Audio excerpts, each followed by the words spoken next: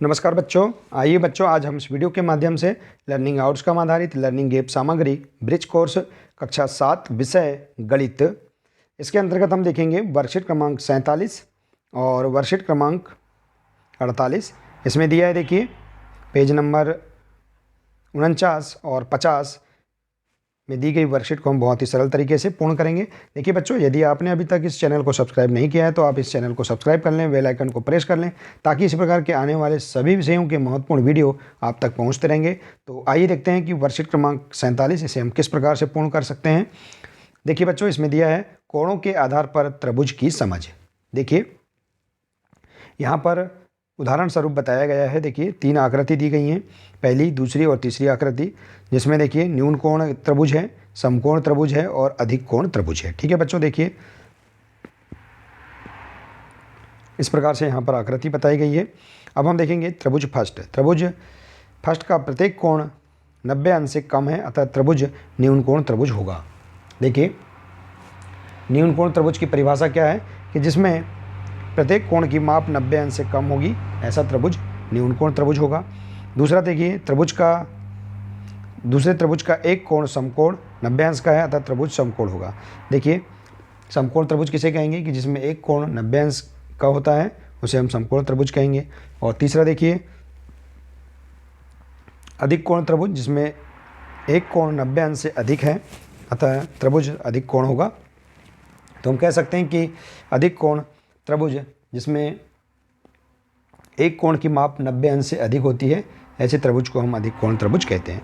तो इस प्रकार से आप यहाँ तीनों त्रिभुज के आधार पर न्यून कोण त्रिभुज, समकोण त्रिभुज और अधिक कोण त्रिभुज को समझ सकते हैं। आइए इसी प्रकार से हम देखते हैं, उदाहरण दिया है, निम्नलिखित त्रिभुजों की भुजाओं की माप एवं कोणों की माप के आधार पर त्रिभुजों के नामकरण करें। देखिए यहाँ पर कोणों की माप दिया है त्रिभुजों में, इसके आधार पर हम इसका नामकरण करेंगे त्रिभुजों का। देखिए त्रिभुज फर्स्ट में दिया है, इस त्रिभुज में दो भुजाएं बराबर हैं, देखिए 2 सेंटीमीटर और 2 सेंटीमीटर की, अतः समद्विबाहु त्रिभुज है। इस त्रिभुज का एक कोण समकोण है, अतः ऐसे समकोण त्रिभुज, अतः यह समकोण त्रिभुज है। समकोण त्रिभुज का नाम होगा समद्विबाहु समकोण त्रिभुज। देखिए इस प्रकार से, क्योंकि इसमें दो भुजाएं बराबर हैं और एक कोण समकोण है, इसलिए इस त्रिभुज का नाम होगा समद्विबाहु समकोण त्रिभुज। अब देखिए इसके बाद दूसरी आकृति, इसी प्रकार से दूसरी आकृति में देखिए दो भुजाएं बराबर हैं, अतः समद्विबाहु त्रिभुज, और इसका जो एक कोण है 90 अंश से अधिक है, तो ये क्या होगा, अधिक कोण होगा। तो हम इस त्रिभुज का नाम क्या देंगे, समद्विबाहु अधिक कोण त्रिभुज। ठीक है बच्चों, इस प्रकार से आप यहाँ पर आकृतियों के, उनकी भुजाओं के आधार पर नाम दे सकते हैं। आइए इसी के अंतर्गत हम देखते हैं अभ्यास पहला, निम्न का सुमेलन कीजिए। देखिए सही जोड़ी मिलाएंगे हम। यहाँ दिया है त्रिभुज की माप और त्रिभुज के प्रकार। देखिए समान लंबाई की 3 भुजाएं में क्या होगा, समान लंबाई की तीनों भुजाएं में समबाहु त्रिभुज, और समान लंबाई की 2 भुजाएं में समद्विबाहु समकोण त्रिभुज। इसी प्रकार से अलग अलग लंबाई की सभी भुजाएं में विषमबाहु त्रिभुज। और इसके बाद है न्यून कोण में, देखिए न्यून कोण त्रिभुज, 3 न्यून कोण में न्यून कोण त्रिभुज, एक समकोण में देखिए समकोण त्रिभुज, और एक अधिक कोण में अधिक कोण त्रिभुज। तो इस प्रकार से आप यहाँ पर सही जोड़ी का मिलान कर सकते हैं, और त्रिभुज की माप के आधार पर आप त्रिभुज के प्रकार भी बता सकते हैं। ठीक है बच्चों,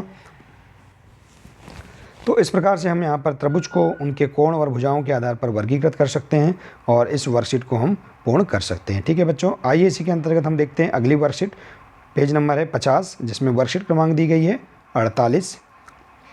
ठीक है, जिसमें दिया है आकलन 8, कोण, सममिति एवं त्रिभुज के वर्गीकरण की समझ। देखिए दिया है प्रश्न पहला, किसी घड़ी में घड़ी के घंटे वाली सुई कौन सा कोण बनाएगी, यदि वह कोण का नाम लिखें, आधा गुणन करें या 1/4 गुणन करें। तो आप यहाँ पर जब आधा गुणन करेगी तब कौन सा कोण बनाएगी, इसे आप समझेंगे और इसी यहाँ बता देंगे। और इसी प्रकार से 1/4 में कौन सा कोण गुणन करने पर कौन सा कोण बनेगा, तो इससे आप यहाँ पर लिख सकते हैं। ठीक है बच्चों, आइए इसी के अंतर्गत देखते हैं प्रश्न दूसरा दिया है, सत्य असत्य बताइए। देखिए इसमें दिया है एक न्यून कोण की माप यदि 90 अंश, एक न्यून कोण की माप 90 अंश से कम है, तो यह क्या, देखिए यह सत्य है, न्यून कोण की माप 90 अंश से कम है। एक अधिक कोण का माप 90 अंश से कम है, देखिए जहाँ जिस साइड इस चिन्ह का मुंह खुला है वह बड़ा होगा, देखिए कम है, यह असत्य है। एक प्रतिवर्ती कोण का माप देखिए 180 अंश से अधिक है, तो यह सत्य है। और एक संपूर्ण घूर्णन का माप 360 अंश है के बराबर में है, तो यह भी सत्य है। तो इस प्रकार से आप यहाँ पर सत्य असत्य बता सकते हैं। ठीक है बच्चों, इसी के अंतर्गत देखते हैं दिए गए कोणों को पहचान कर उनके नाम व माप लिखें। देखिए यहाँ जो कोण दिए हैं इनको पहचानेंगे, उनके नाम और उनकी माप हम चांदे की सहायता से माप कर लिख सकते हैं। जैसे देखिए न्यून कोण है, इसकी हम माप चांदे की सहायता से माप कर लिखेंगे, तो यहाँ पर 53 अंश आएगा। इसी प्रकार से देखिए यह अधिक कोण है, इसकी माप हम मापेंगे तो 115 अंश हमें प्राप्त होगी। और देखिए यहाँ पर ये समकोण है, इसकी माप हम देखेंगे इस कोण की, तो 90 अंश हमें प्राप्त होगा। ठीक है बच्चों, तो इस प्रकार से देखिए आप बहुत ही सरल तरीके से इस वर्कशीट को भी पूर्ण कर सकते हैं, जिसमें कोण, सममिति एवं त्रिभुज के वर्गीकरण की समझ के आधार पर ये जो प्रश्न हैं इन्हें आप आसानी से पूर्ण कर सकते हैं। ठीक है बच्चों, तो बच्चों बहुत ही सरल तरीके से हम वर्कशीट क्रमांक 47 और 48 को पूर्ण कर सकते हैं। आशा है कि आपको ये वर्कशीट समझ में आ गई होंगी। तो बच्चों आज के लिए सिर्फ इतना ही है, मिलते हैं इसी प्रकार से नेक्स्ट वीडियो में। नमस्कार।